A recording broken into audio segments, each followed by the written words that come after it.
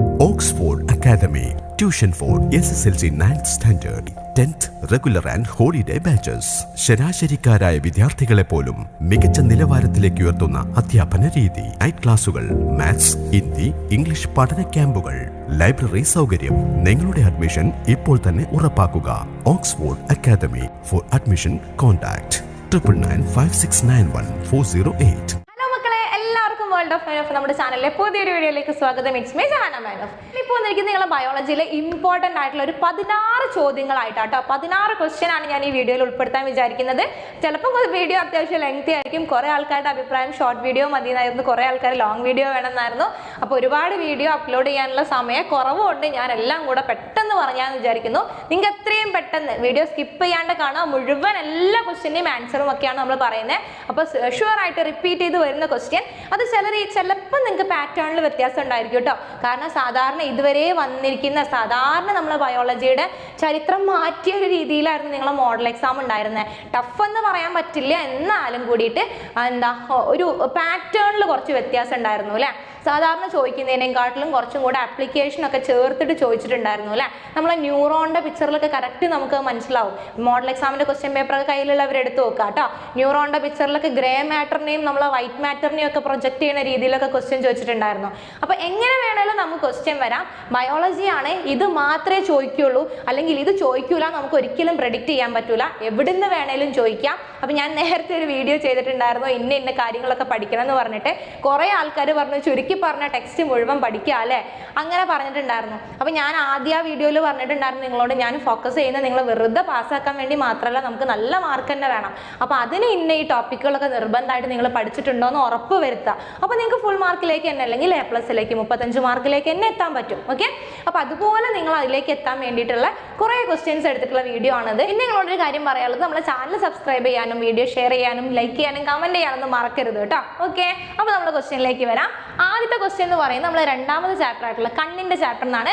ഭയങ്കര ഇമ്പോർട്ടൻ്റ് എന്ന് പറഞ്ഞാൽ ഭയങ്കര ഇമ്പോർട്ടൻ്റ് ആയിട്ടുള്ള ഒരു ക്വസ്റ്റ്യൻ ആണ് കേട്ടോ. Very very very very important എന്ന് തന്നെ നമുക്ക് പറയാം. ഓക്കെ, കാരണം കണ്ണ്, ചെവി, ബ്രെയിൻ, തലച്ചോറ് ഇതൊക്കെ നമുക്ക് ചിത്രം തന്നിട്ട് ചോദിക്കാൻ ചാൻസ് ഉള്ള ക്വസ്റ്റ്യൻസ് ആണ്. ചോദിക്കാറുള്ള ക്വസ്റ്റ്യൻസ് ആണ്, ചാൻസ് എന്നല്ല, ചോദിക്കാറുണ്ട് അവർ ആ ക്വസ്റ്റ്യൻസ്. ഓക്കെ, അതിൽ ബ്രെയിൻ നിങ്ങൾക്ക് മോഡൽ എക്സാമിന് ചോദിച്ചിട്ടുമുണ്ട്.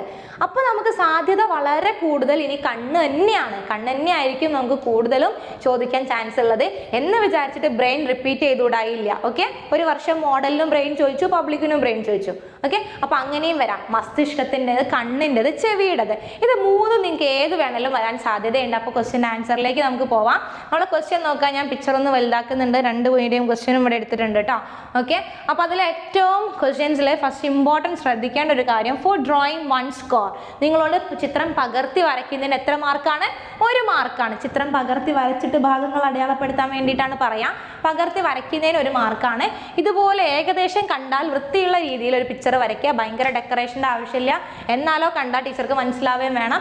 അങ്ങനെയുള്ളൊരു ചിത്രം വരയ്ക്കുക. കണ്ണാണെങ്കിൽ കണ്ണാന്ന് മനസ്സിലാവണം, തലച്ചോറാണെങ്കിൽ തലച്ചോറാന്ന് മനസ്സിലാവണം. അങ്ങനെയുള്ള പിക്ചർ വരയ്ക്കുക കേട്ടോ.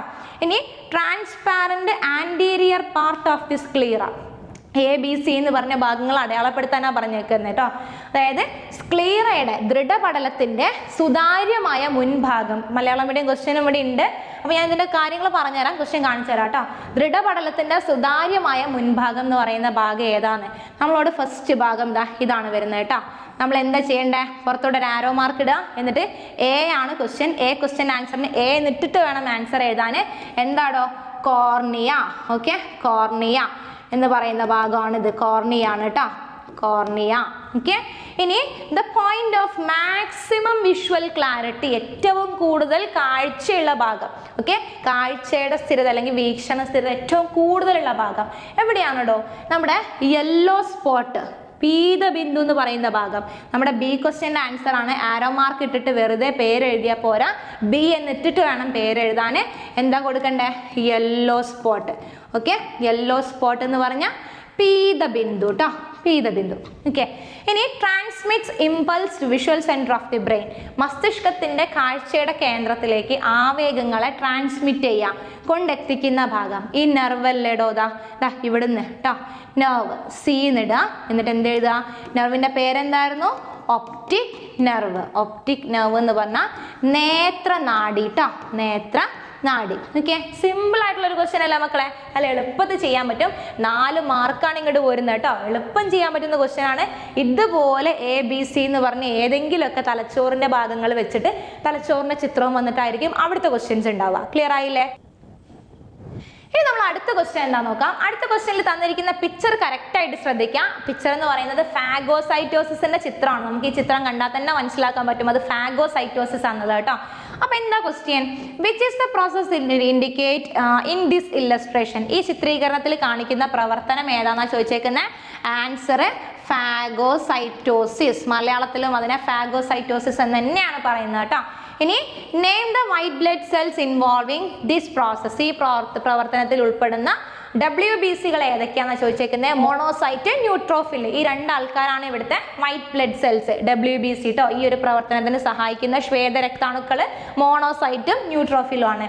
Write the steps involved in this process in sequential order. ഒരു 4 മാർക്കിനെങ്കിലും വരാൻ സാധ്യതയുള്ള ക്വസ്റ്റ്യൻ ആണിത്. ഇതിന്റെ സ്റ്റെപ്സ് എഴുതാൻ വേണ്ടിയിട്ടാണ് പറഞ്ഞേക്കുന്നത്. അപ്പൊ ഇതിന്റെ സ്റ്റെപ്സ് എഴുതാൻ പറഞ്ഞാൽ നമ്മൾ അതിന്റെ ഒരു ഓർഡറിൽ ഫ്ലോ ചാർട്ട് പോലെ എഴുതുമ്പോൾ ഒരു 3 സ്റ്റെപ്പിൽ നമുക്ക് നിർത്താം കേട്ടോ. ആ സ്റ്റെപ്സ് ഏതൊക്കെയാണെന്ന് പറഞ്ഞുതരാം. ഒന്നാമത്തെ point, phagocyte engulf pathogen in a membrane sac. അതായത് ഫാഗോസൈറ്റുകൾ രോഗാണുക്കളെ ഒരു സ്തരസഞ്ചിയിൽ ഉൾക്കൊള്ളുന്നു. ഇതാണ് ഫസ്റ്റ് പോയിന്റ് കേട്ടോ. ഇനി രണ്ടാമത്തെ പോയിന്റ് എന്താ? Lysosome combine with membrane sac. സ്തരസഞ്ചിയുമായിട്ട് ലൈസോസോം കൂടി ചേരുന്നു. ലാസ്റ്റ് പോയിന്റ് എന്താ? Enzyme in the lysosome destroy the germs. അതായത് ലൈസോസോമിലെ എൻസൈമുകൾ, രാസാഗ്നികൾ രോഗാണുക്കളെ നശിപ്പിക്കുന്നു. ഒരു 3 പോയിന്റ് നിങ്ങൾ ടെക്സ്റ്റിൽ വ്യക്തമായിട്ട് കൊടുത്തിട്ടുണ്ട്. 3 പോയിന്റ് ആയിട്ട് ഫ്ലോ ചാർട്ട് നോക്കി പഠിച്ചോളൂ കേട്ടോ. ഓക്കെ മക്കളെ, ആ ക്വസ്റ്റ്യൻ ക്ലിയർ ആയില്ലേ? നമ്മൾ അടുത്ത ക്വസ്റ്റ്യൻ നോക്കാം. അതിന്റെ മലയാളം മീഡിയം ക്വസ്റ്റ്യൻ ഇവിടെ കൊടുത്തിട്ടുണ്ട്. നിങ്ങൾ ക്വസ്റ്റ്യൻ നോക്കുക കേട്ടോ. ഓക്കെ, അടുത്ത ക്വസ്റ്റ്യൻ നോക്കാം. എന്താ തന്നേക്കുന്നത് എന്നുള്ളത് അഗൈൻ നമുക്ക് റിപ്പീറ്റ് ചെയ്ത് വരുന്ന ഒരു ക്വസ്റ്റ്യൻ തന്നെയാണ് തന്നേക്കുന്നത് കേട്ടോ. എന്താണോ ഇത്? ബാക്ടീരിയ സെല്ല്, ബാക്ടീരിയകളുടെ കോശത്തിൽ വെച്ചിട്ട് ഇൻസുലിൻ ഉണ്ടാക്കുന്ന പ്രവർത്തനമാണ്. നിങ്ങൾക്ക് മോഡലിനും ചോദിച്ചിട്ടുണ്ട് ഈ ഒരു ക്വസ്റ്റ്യൻ കേട്ടോ. അപ്പോൾ ഇതിന്റെ ഇതുപോലെ തന്നെ ചോദിക്കണം എന്നില്ല, എന്തെങ്കിലുമൊക്കെ വ്യത്യാസപ്പെടുത്തിയിട്ടായിരിക്കും ചോദിക്കുന്നുണ്ടാവുക. അപ്പോൾ ഇവിടെ എന്താ ക്വസ്റ്റ്യൻസ് എന്നുള്ളത് നോക്കാം. ഈ സ്റ്റെപ്പൊക്കെ നിങ്ങളുടെ ടെക്സ്റ്റിലുള്ള സെയിം സ്റ്റെപ്പാണ്. Name the enzyme XY. XY എന്ന് പറയുന്ന എൻസൈമുകൾ ഏതൊക്കെയാണെന്ന് ചോദിച്ചേക്കുന്നത് കേട്ടോ. അപ്പോൾ ശരിക്കും നമുക്കൊന്ന് വായിച്ചു നോക്കാം. Cutting off insulin gene using X ഉപയോഗിച്ചുകൊണ്ട് ഇൻസുലിൻ ജീനിനെ മുറിച്ചെടുക്കുന്നു. ജീനിനെ മുറിച്ചെടുക്കുന്ന എൻസൈം ആരാടോ? ജീനിനെ മുറിച്ചെടുക്കാൻ സഹായിക്കുന്ന ഒരു എൻസൈം ഉണ്ട്, നമ്മൾ പഠിച്ചിട്ടുള്ള കാര്യമാണ് കേട്ടോ. ഇനി നമ്മുടെ Y എവിടെ?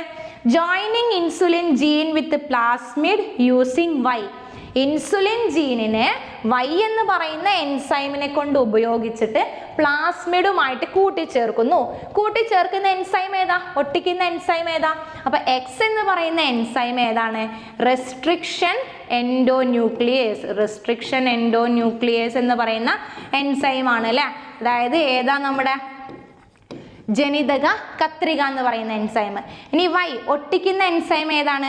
ലിഗേസ് ആണ് അല്ലേ? ലിഗേസ് എന്ന് പറയുന്ന എൻസൈമാണ് ജനിതക പശ.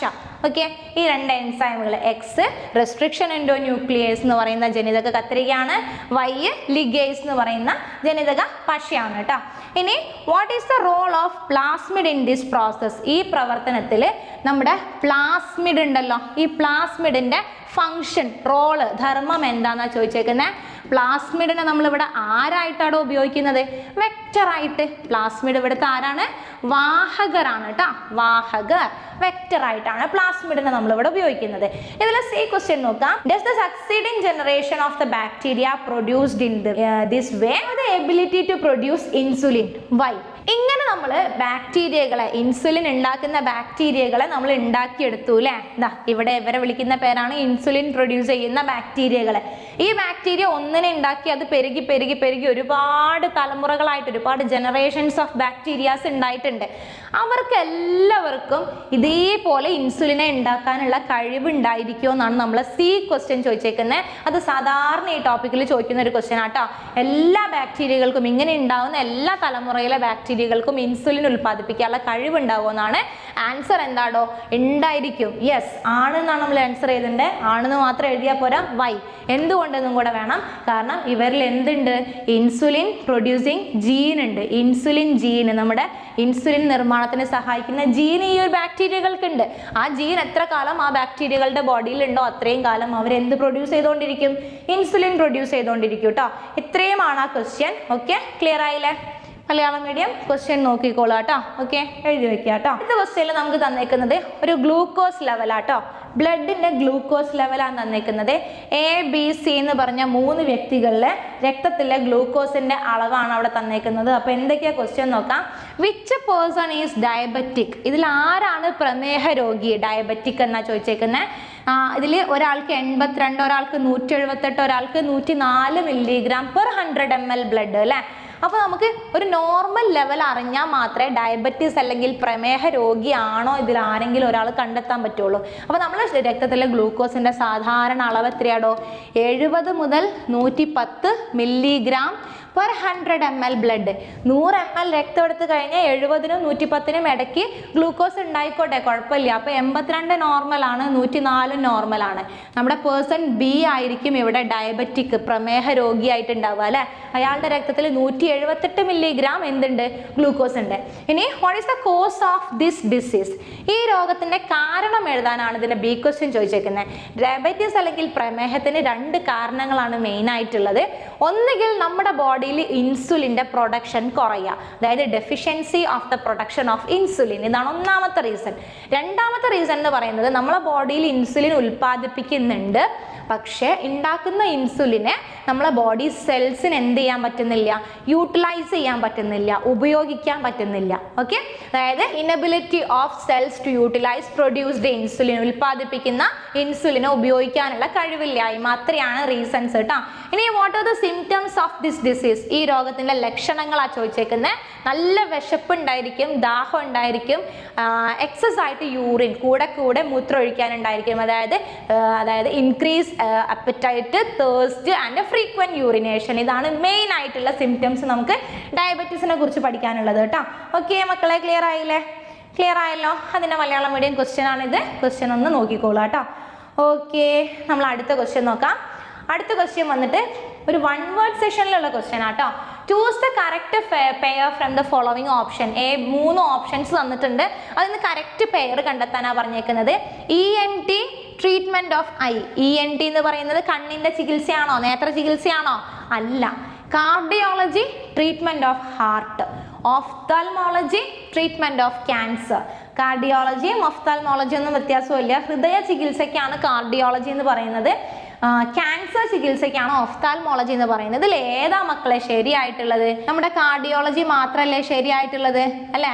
കണ്ണിന്റെ ചികിത്സയ്ക്ക് നമ്മൾ പറയുന്നത് ഓഫ്താൽമോളജി ആണ് കേട്ടോ. അത് നിങ്ങൾ മാച്ച് ചെയ്യേണ്ട അല്ല കേട്ടോ, ഇവിടെ പഠിക്കാൻ വേണ്ടി പറഞ്ഞെന്ന് മാത്രമേ ഉള്ളൂ. ENT എന്ന് പറഞ്ഞാൽ എന്താ? നമ്മളെ നോസ്, ഇയർ, ത്രോട്ട്, ഇതിന്റെ 3ന്റെയും കൂടിയാണ്. ട്രീറ്റ്മെന്റ് ഓഫ് ക്യാൻസറിനെ വിളിക്കുന്ന പേരെന്താ? ഓങ്കോളജി ആണ്. അപ്പൊ എല്ലാം കൂടെ ഒന്നും ഇവിടെ അപ്ലൈ ചെയ്യേണ്ട ആവശ്യമില്ല. കാർഡിയോളജി, അതായത് ഹൃദയ ചികിത്സ, അതാണ് അതിന്റെ ആൻസർ വരിക കേട്ടോ. മക്കളെ, ക്ലിയർ ആയില്ലേ? അടുത്ത ക്വസ്റ്റ്യൻ വീണ്ടും ഒരു 1 വേർഡ് ക്വസ്റ്റ്യൻ തന്നെയാണ്. What does the illustration indicate? ഈ ചിത്രീകരണം സൂചിപ്പിക്കുന്നത് എന്തിനെയാണെന്ന് ചോദിച്ചേക്കുന്നത്. ദെൻ നമ്മൾ ഈ ചിത്രത്തിൽ കാണിക്കുന്ന ഭാഗം ഏതാണോ? നമ്മുടെ ന്യൂക്ലിയോടൈഡ് അല്ലേ? ന്യൂക്ലിയോടൈഡ് എന്ന് പറയുന്ന സാധനമാണ് ഈ ചിത്രത്തിലുള്ള ന്യൂക്ലിയോടൈഡ്. ഓക്കെ, ഇനി ഇതിൽ ഇത്ര എഴുതിയാൽ മതി ആൻസർ ആവാൻ. ഇതൊന്നും കൂടെ എന്താന്ന് പറഞ്ഞുതരാം. ഇത് നമ്മൾ ഷുഗർ മോളിക്യൂൾ ആട്ടോ. ഷുഗർ മോളിക്യൂൾ, പഞ്ചസാര തന്മാത്ര.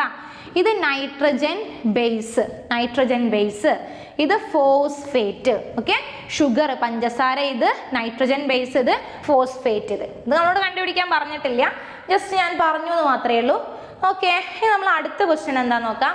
അടുത്ത ക്വസ്റ്റ്യൻ അഗെയിൻ ഒരു 1 വേർഡ് ക്വസ്റ്റ്യൻ തന്നെയാണ്. ക്വസ്റ്റ്യൻ എന്ന് വെച്ചാൽ the technology helps to identify the location of gene in DNA responsible for a particular trait. ഒരു പ്രത്യേക സ്വഭാവത്തെ നിയന്ത്രിക്കാൻ കാരണമാവുന്ന ജീനിന്റെ സ്ഥാനം DNA എവിടെയാണെന്ന് കണ്ടെത്തുന്ന സാങ്കേതിക വിദ്യയെ വിളിക്കുന്ന പേരാണ് gene therapy, genome, gene mapping, human genome project. 4 പേരുകൾ, 4 ഓപ്ഷൻസ് അവിടെ തന്നിട്ടുണ്ട്. അപ്പോൾ ലൊക്കേഷൻ എന്ന് കണ്ടാൽ തന്നെ നമുക്ക് അതിൻ്റെ ആൻസർ കിട്ടി, മാപ്പിംഗ് ആണ്. ഓക്കെ, ഏതാണ് ആൻസർ? ബി അല്ലേ, ജീൻ മാപ്പിംഗ്. ജീനിന്റെ കറക്റ്റ് സ്ഥാനം, ലൊക്കേഷൻ കണ്ടുപിടിക്കുന്നത് ജീൻ മാപ്പിംഗ് ആണ്. മക്കളെ, ആ ക്വസ്റ്റ്യൻ ക്ലിയർ ആയില്ലേ? നമ്മൾ അടുത്ത ക്വസ്റ്റ്യൻ എന്താ നോക്കാം. Find out the odd one. ഒറ്റപ്പെട്ടത് കണ്ടുപിടിക്കാനാണ് പറഞ്ഞേക്കുന്നത്. ഒറ്റപ്പെട്ടത് കണ്ടുപിടിച്ചാൽ മാത്രം പോരാ, write the common features of the other. ബാക്കിയുള്ളവരുടെ കോമൺ ഫീച്ചേഴ്സും കൂടെ എഴുതണം. Cortisol, glucagon, aldosterone, adrenaline. Okay, cortisol, glucagon, aldosterone, adrenaline. ഇതിൽ ഒറ്റപ്പെട്ടത് ഏതാ? ഓക്കെ, ഒറ്റപ്പെട്ടത് കണ്ടെത്തണം. ഈ കോർട്ടിസോളും അൽഡോസ്റ്റിറോണും അഡ്രിനാലിനും, ഈ 3 ഹോർമോണുകളും അഡ്രിനൽ ഗ്ലാൻഡ്, അഡ്രിനൽ ഗ്രന്ഥിയുടെ ഹോർമോണാണ് കേട്ടോ. ഗ്ലൂക്കഗോൺ എവിടെ ഉണ്ടാക്കുന്നതാണ്? പാൻക്രിയാസിൽ ഉണ്ടാക്കുന്നതാണ്. അപ്പൊ നമ്മുടെ ആൻസർ എന്താണ്? ഗ്ലൂക്കഗോൺ ആണ്. ആൻസർ ഗ്ലൂക്കഗോൺ എന്ന് എഴുതാം. എന്നിട്ട് അതിന്റെ ബാക്കിയുള്ളതിന്റെ കോമൺ ഫീച്ചേഴ്സ് എഴുതാം. ബാക്കിയുള്ള അല്ലെങ്കിൽ അതേഴ്സ് ആ അഡ്രിനൽ ഹോർമോൺസ്, അഡ്രിനൽ ഗ്രന്ഥിയുടെ ഹോർമോണുകളാണ്. അത്രയും എഴുതി വെച്ചാൽ മതി. 1 മാർക്ക് ക്വസ്റ്റ്യൻ തന്നെയാണ് കേട്ടോ. നമ്മൾ അടുത്ത ക്വസ്റ്റ്യൻ നോക്കാം. അടുത്ത ക്വസ്റ്റ്യൻ വന്നിട്ട് നമ്മളെ 6ാമത്തെ ചാപ്റ്ററിലാണ്. 6ാമത്തെ ചാപ്റ്ററിൽ നമ്മളെ മെൻഡലിന്റെ ഹൈബ്രിഡൈസേഷൻ എക്സ്പെരിമെന്റ് ഉണ്ടല്ലോ, മെൻഡലിന്റെ വർഗസങ്കരണ പരീക്ഷണം. ആ പരീക്ഷണവുമായിട്ട് ബന്ധപ്പെട്ടിട്ടുള്ള ക്വസ്റ്റ്യൻ ആട്ടോ. ഉറപ്പായിട്ടും വരാൻ സാധ്യത കൂടുതലുള്ള ക്വസ്റ്റ്യൻ ആണ്. പാരന്റൽ പ്ലാന്റ് എന്ന് പറയുന്നത് ടോൾ ആൻഡ് റൗണ്ട്, ഉയരം കൂടിയതും ഉരുണ്ട വിത്തുള്ളതും ഉയരം കുറവും ചുളുങ്ങിയ വിത്തുള്ള ചെടിയാണ് അല്ലേ. ഇവിടെ ഒരു ബ്ലാങ്ക് ഉണ്ട്, ഇവിടെ ബ്ലാങ്ക് ഉണ്ട്. ഒക്കെ ഫില്ല് ചെയ്യാം കേട്ടോ.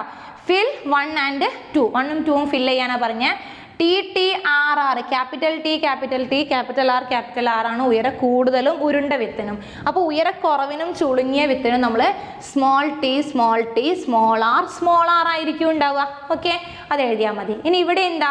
ഇവിടുത്തെ ഒരു ക്യാപിറ്റൽ ടീനെയും ഇവിടുത്തെ ഒരു ക്യാപിറ്റൽ ആറിനെയും കൂടെ എടുത്ത് റൗണ്ട് ചെയ്യുന്നതാണ് ഇവിടെ. ഒരു സ്മോൾ ടീനെയും ഒരു സ്മോൾ ആറിനെയാണ് ഇവിടെ എടുത്തേക്കുന്നത്. അവിടെ എടുത്ത് വെച്ചിട്ടുണ്ട് കേട്ടോ. ഇനി what are the characters of the plant in F1? F1 ആണ് ഇവിടെ കിട്ടിയേക്കുന്നത്. ഈ ചെടീനെ നമ്മൾ വിളിക്കുന്ന പേരാണ് F1. TTRR എന്ന് പറയുന്ന ഈ ചെടീനെയാണ് F1 എന്ന് പറയാം കേട്ടോ. ക്യാപിറ്റൽ T ഉള്ളതുകൊണ്ട് ഇത് ടോൾ ആണ്, ഉയരം കൂടുതലാണ്. ഓക്കെ, ക്യാപിറ്റൽ R ഉള്ളതുകൊണ്ട് ഇത് റൗണ്ട് ആണ്, ടോൾ ആൻഡ് റൗണ്ട്, അതായത് ഉരുണ്ട വിത്ത്, ഉയരം കൂടുതലും ഉരുണ്ട വിത്തുള്ള ചെടിയാണ് കേട്ടോ. സിമ്പിൾ ആയിട്ടുള്ള ഒരു ക്വസ്റ്റ്യൻ ആണ്. 2 മാർക്കിന് വരാൻ ചാൻസ് ഉള്ള ക്വസ്റ്റ്യൻ ആണ്. ക്ലിയർ ആയില്ലേ? അതിൻ്റെ മലയാളം മീഡിയം ക്വസ്റ്റ്യൻ ഒന്ന് ശ്രദ്ധിച്ചോളൂ. ക്വസ്റ്റ്യൻ ഒന്ന് വായിച്ചിട്ട് പോവാട്ടോ. ഓക്കെ, ഇനി നമ്മുടെ അടുത്ത ക്വസ്റ്റ്യൻ നോക്കാം. അടുത്ത ക്വസ്റ്റ്യൻ വന്നിട്ട് ഐഡന്റിഫൈ ദ ഡിസീസ്. നമുക്ക് താഴെ കുറച്ച് ഹിൻസ് ഒക്കെ തന്നിട്ടുണ്ട്. അത് വെച്ച് രോഗം കണ്ടെത്താനാണ് പറഞ്ഞേക്കുന്നത്. Excess blood loss even from minor wounds, അതായത് ചെറിയൊരു മുറിവിൽ കൂടി പോലും അമിതമായിട്ട് രക്തം നഷ്ടപ്പെടുക. Okay, as a genetic disease, ഇതൊരു ജനിതക രോഗമാണ്. Complete cure is not possible, പൂർണ്ണമായിട്ട് ഇതിനൊരു ചികിത്സ ഇല്ല, ഒരു മാറ്റം എന്ന് പറയുന്നത് പോസിബിൾ അല്ല കേട്ടോ. അതാണ് ക്വസ്റ്റ്യൻ. അപ്പോൾ ഇതിലെ ക്വസ്റ്റ്യൻ നോക്കാം. How does the defect of gene cause this disease? അതായത് ഈ ജീൻ തകരാറ് ഈ രോഗത്തിന് കാരണമാകുന്നത് എങ്ങനെയാണെന്ന് ചോദിച്ചാൽ, ഈ രോഗം തന്നെ ജീനുകൾക്ക് തകരാറുള്ളതുകൊണ്ടാണ് വരുന്നത് അല്ലെ. രക്തം കട്ട പിടിക്കാൻ സഹായിക്കുന്ന പ്രോട്ടീനുകളെ ഉൽപ്പാദിപ്പിക്കുന്ന ജീനുകൾക്ക് തകരാറ് വരുമ്പോഴാണ് ഈ പറഞ്ഞ അസുഖം ഉണ്ടാവുന്നത്. ഏതാണ് അസുഖം? ഹീമോഫീലിയ ആണ് കേട്ടോ. അമിതമായിട്ട് രക്തം ചെറിയ മുറിവിലൂടെ പോലും നഷ്ടപ്പെട്ടു പോകുന്ന അസുഖമാണ് കേട്ടോ. ഇമ്പോർട്ടൻ്റ് ആണ് അസുഖം. അസുഖത്തിന്റെ പേര് എഴുതാൻ വേണ്ടിയിട്ടൊക്കെ ചോദിക്കും കേട്ടോ. നോക്കുക, ഈ ഒരു അസുഖം വരുന്ന 4ാമത്തെ ചാപ്റ്ററിലാണ്. ഇതിൽ ജീനുകളുടെ കേടുപാടിന് ജീൻ തെറാപ്പിയുടെയും കാര്യമൊക്കെ വരുന്നത് നമ്മുടെ 7ാമത്തെ ചാപ്റ്ററിലാണ്. അപ്പോൾ ഈ 2 ചാപ്റ്ററിനെയും കൂടെ കോൺസെപ്റ്റിനെ ലിങ്ക് ചെയ്തിട്ട് ചോദിച്ചൊരു ക്വസ്റ്റ്യൻ ആണ് കേട്ടോ. ഇങ്ങനെയും നിങ്ങൾക്ക് ക്വസ്റ്റ്യൻ വരാം, ശ്രദ്ധിച്ചോളണേ. ഓക്കെ, അപ്പോൾ ജീൻ ചികിത്സ അല്ലെങ്കിൽ ജീനുകൾക്ക് വരുന്ന ഡിഫക്റ്റ് കൊണ്ടാണ് ഈ അസുഖം ഉണ്ടാവുന്നത് അല്ലേ. How does temporary relief is bought in this patients? അതായത് ഈ രോഗികൾക്ക് താൽക്കാലിക ശമനം നൽകുന്ന എങ്ങനെയാണെന്നാണ് അതിൻ്റെ ബി ക്വസ്റ്റ്യൻ ചോദിച്ചേക്കുന്നത്. എങ്ങനെയാണ് ഒരു ടെമ്പററി റിലീഫ് കൊടുക്കുക? ഏത് പ്രോട്ടീനിൻ്റെ ആണോ ഡെഫിഷ്യൻസി കുറവുള്ളത് ആ പ്രോട്ടീനെ ഇഞ്ചക്ഷൻ ആയിട്ട് ചെയ്ത് കൊടുക്കുക കേട്ടോ. അതാണ് ഇവിടുത്തെ ട്രീറ്റ്മെന്റ് എന്ന് ശരിക്കും പറയാൻ പറ്റത്തില്ല, ഒരു താൽക്കാലിക ആശ്വാസം അത്ര മാത്രമേ കൊടുക്കാൻ പറ്റുള്ളൂ കേട്ടോ.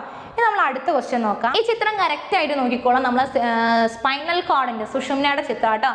Identify the part indicate X which is the fluid present in this part. X എന്ന് പറയുന്ന ഭാഗം ഏതാണെന്നാണ് ചോദിച്ചേക്കുന്നത്. അപ്പോൾ ഇതിൽ നിങ്ങൾക്ക് കറക്റ്റ് മനസ്സിലാവില്ല, അതിന്റെ സെന്റർ പോർഷൻ എന്നാണ് ഈ എക്സ് കൊടുത്തേക്കുന്നത് കേട്ടോ. ഓക്കെ, പിക്ചർ നിങ്ങൾക്ക് കറക്റ്റ് ക്ലിയർ ആവാഞ്ഞിട്ടാണ്. എക്സ് എന്ന് പറയുന്ന ഭാഗം ഏതാണ്? Central canal.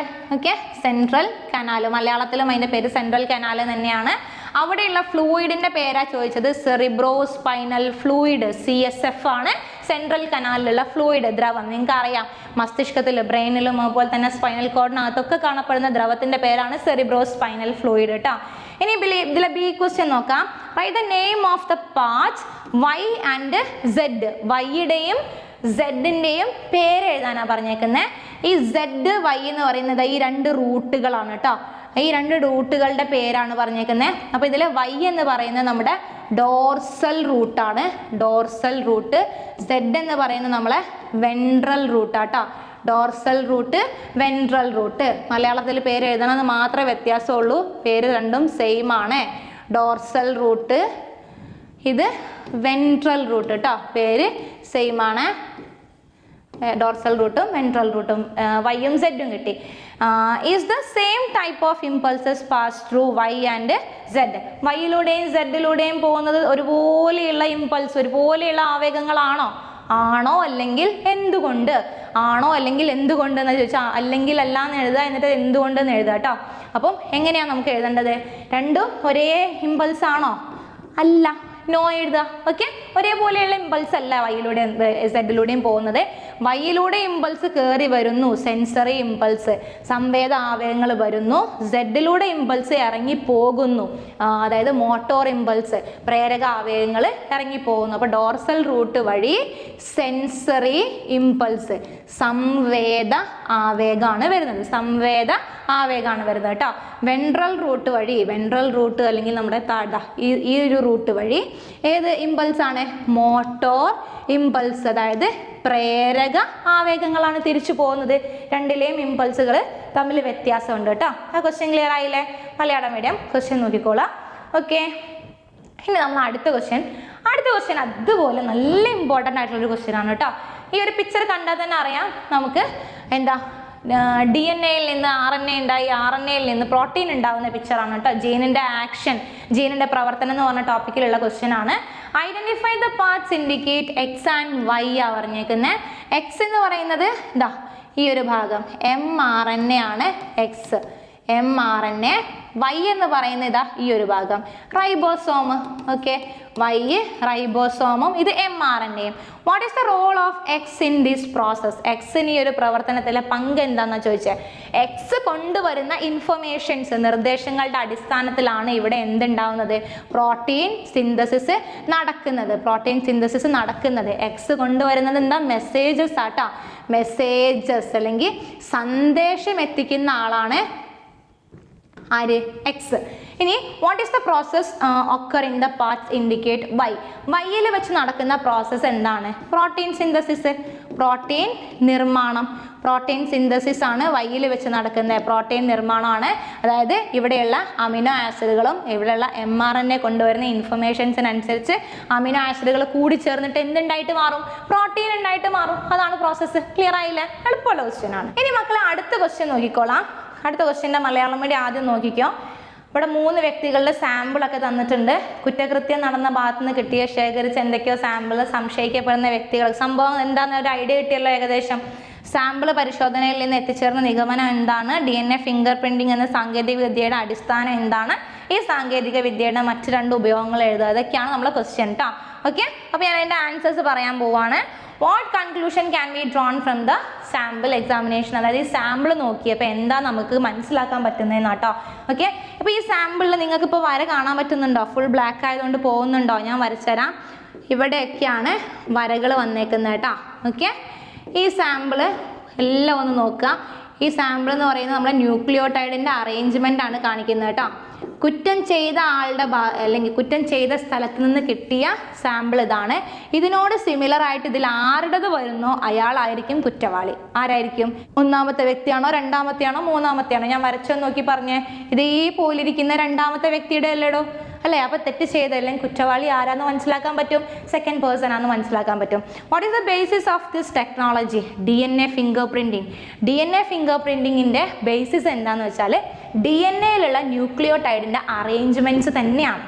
DNA-യിലുള്ള ന്യൂക്ലിയോടൈഡിൻ്റെ അറേഞ്ച്മെൻറ്റ്സ് ക്രമീകരണം ഓരോ വ്യക്തികളിലും എന്തായിരിക്കും?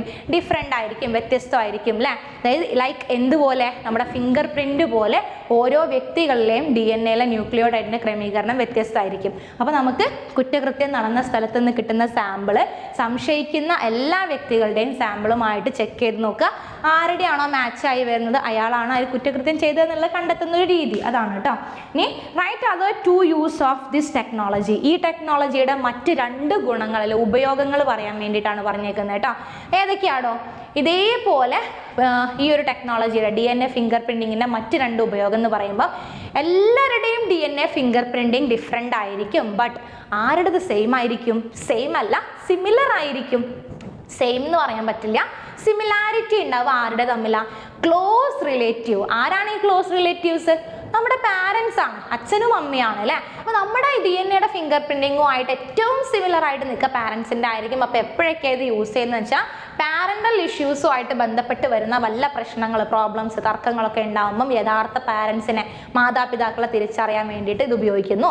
അതുപോലെ ഒരുപാട് കാലങ്ങൾക്ക് ശേഷം നമുക്ക് എന്തെങ്കിലും കാരണവശാൽ യുദ്ധം കൊണ്ടോ വാറോ ഉണ്ടോ അല്ലെങ്കിൽ നാച്ചുറൽ കലാമിറ്റീസ്, പ്രകൃതിക്ഷോഭങ്ങളോ ഉണ്ടോ ഒക്കെ പണ്ട് കുഞ്ഞായിരിക്കുമ്പോൾ നഷ്ടപ്പെട്ടു പോയ കുട്ടികളെ ഒരുപാട് വർഷം കഴിഞ്ഞിട്ട് തിരിച്ചു കിട്ടിക്കഴിഞ്ഞാൽ അത് സ്വന്തം കുട്ടി തന്നെയാണോ തിരിച്ചറിയാൻ അങ്ങനെയൊക്കെ ഈ ഒരു ടെക്നോളജി ഉപയോഗിക്കുന്നുണ്ട് കേട്ടോ. ക്ലിയർ ആയില്ലേ? ഇമ്പോർട്ടൻറ്റ് ക്വസ്റ്റ്യൻ ആണ് കേട്ടോ, സാധാരണ വരാറുള്ളൊരു ക്വസ്റ്റ്യൻ ആണ്. അപ്പോൾ മക്കളെ നമ്മൾ അടുത്ത ക്വസ്റ്റ്യൻ എന്താണെന്ന് നോക്കാം. അത് hormone secreted by pituitary gland. Pituitary ഗ്രന്ഥിയിൽ ഉൽപ്പാദിപ്പിക്കുന്ന ഹോർമോൺ ഏതൊക്കെയാണെന്ന് ചോദിച്ചാൽ പിറ്റ്യൂട്ടറി ഗ്രന്ഥിക്ക് നമ്മൾ 5 ഹോർമോൺ പഠിക്കുന്നുണ്ട് അല്ലേ?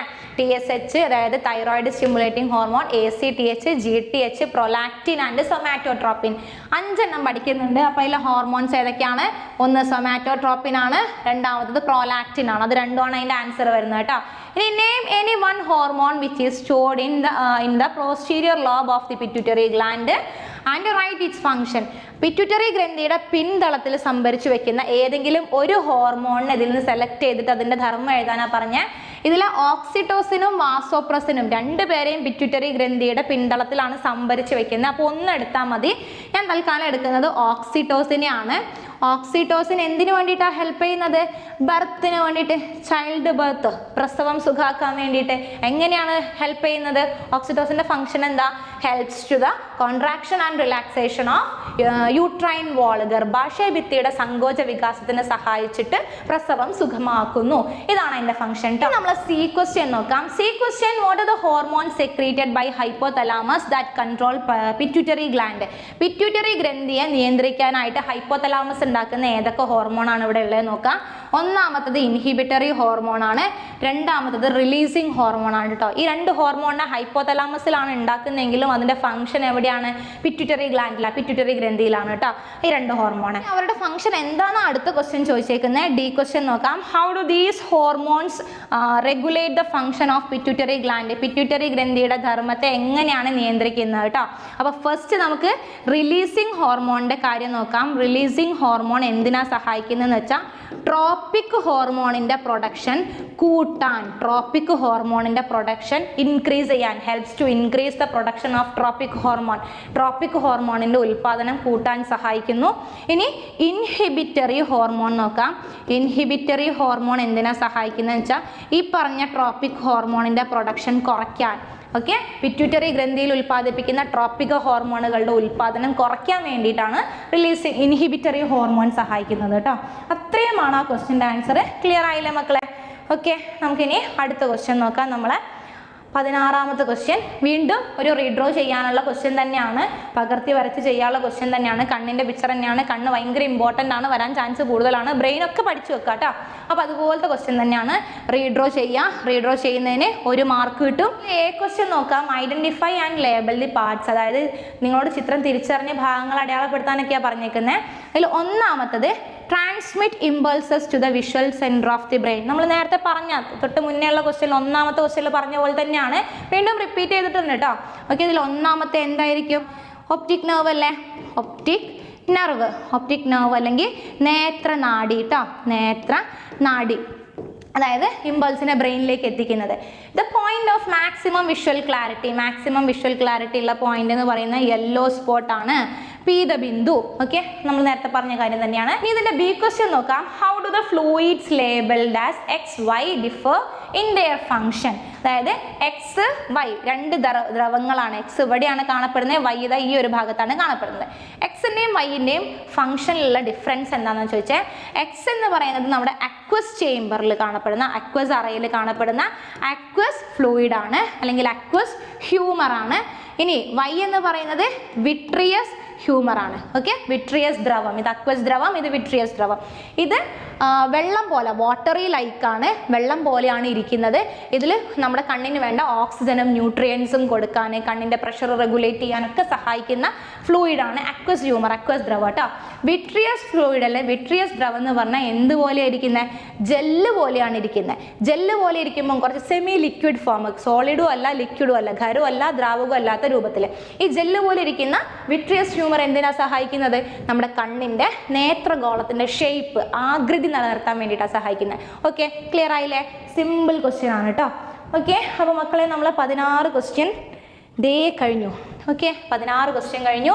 അത്യാവശ്യം ഇമ്പോർട്ടൻ്റ് ആയിട്ട് വന്ന ടോപ്പിക്കുകളെല്ലാം സെലക്ട് ചെയ്തെടുത്താണ് ഇനിയും നിങ്ങൾക്ക് വേണ്ടിയിട്ട് ക്വസ്റ്റ്യൻസ് ചെയ്തു തരണമെന്ന് ഞാൻ വിചാരിക്കുന്നുണ്ട്. മാക്സിമം ചെയ്ത് തരികയും ചെയ്യും. അപ്പം ഈ ക്വസ്റ്റ്യൻ ആൻസേഴ്സ് നിങ്ങൾക്ക് യൂസ്ഫുൾ ആയോ, നിങ്ങൾക്ക് വല്ലതും മനസ്സിലായോ, ഇതിൽ നിന്നൊക്കെ എന്തെങ്കിലും വന്നു കഴിഞ്ഞ് എഴുതാൻ പറ്റുമോ എന്നുള്ള കാര്യങ്ങളൊക്കെ കമൻറ്റ് ചെയ്യുക കേട്ടോ.